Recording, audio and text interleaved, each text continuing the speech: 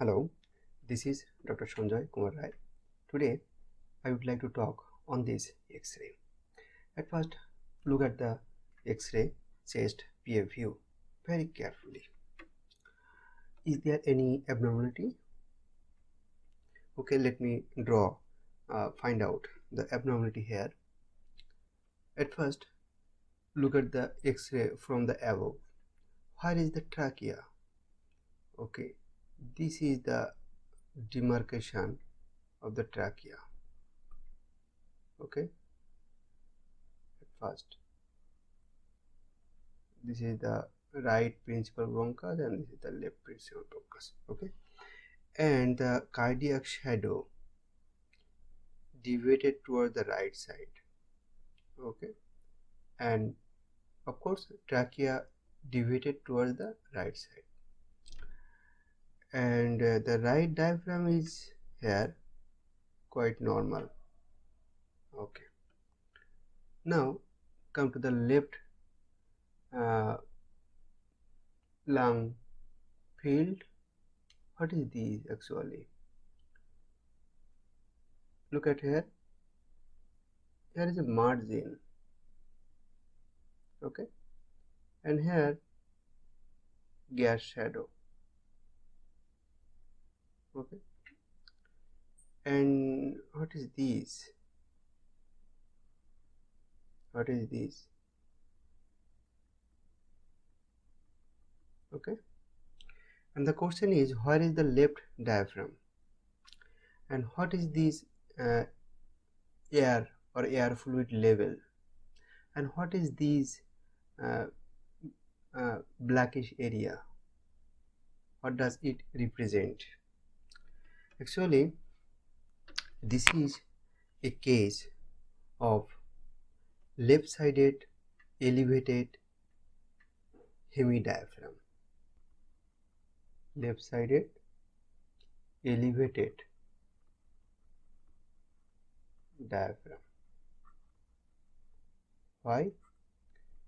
As because look at here, this is the elevated left diaphragm, and here the fundic gas shadow. This black area is fundic gas shadow, and this is the bowel loop. This is bowel loop. Look at here, irregular and bowel loop. Okay, so the diaphragm elevated and the bowel loops as well as the stomach come up into the left thoracic cavity, and as a whole the mediastinum is shifted towards the right side.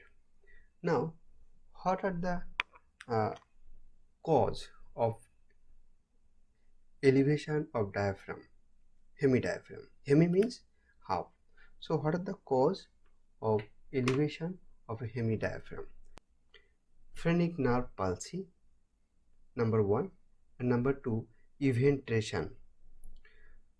Phrenic nerve palsy may be due to damage of the phrenic nerve following thoracic surgery, or due to invasion of the phrenic nerve due to bronchogenic carcinoma.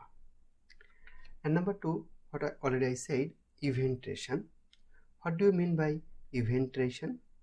Eventration is a congenital condition where the muscles of the diaphragm are deficient.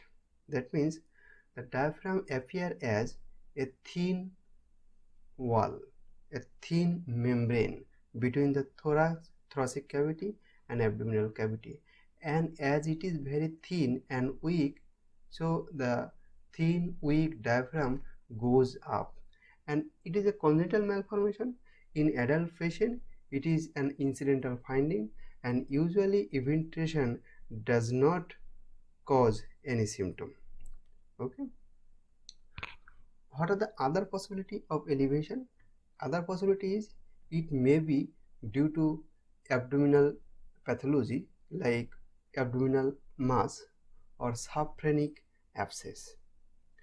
And sometimes elevation of diaphragm may be caused by loss of volume of the adjacent lung, like complete collapse of the lung or previous or recent lobectomy or pneumonectomy.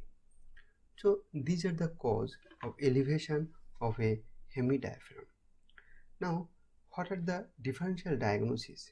The number one differential diagnosis, it should be born in your mind when you think it could be a hemi diaphragm, elevated hemi diaphragm. So what is that? The sub-pulmonary effusion. Sub-pulmonary effusion. That means if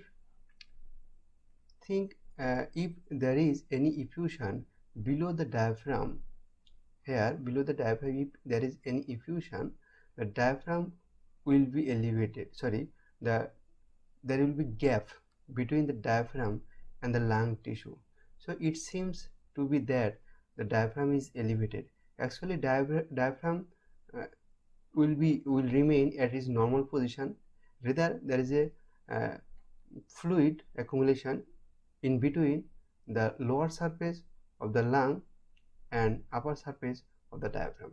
So sub-pulmonary or sub-pulmonic effusion is the number one differential diagnosis of elevated hemi diaphragm. Number 2, diaphragmatic hernia, and number 3, diaphragmatic rupture. So thank you for your kind watching. If you think this video is helpful for you, please subscribe my channel. Thank you.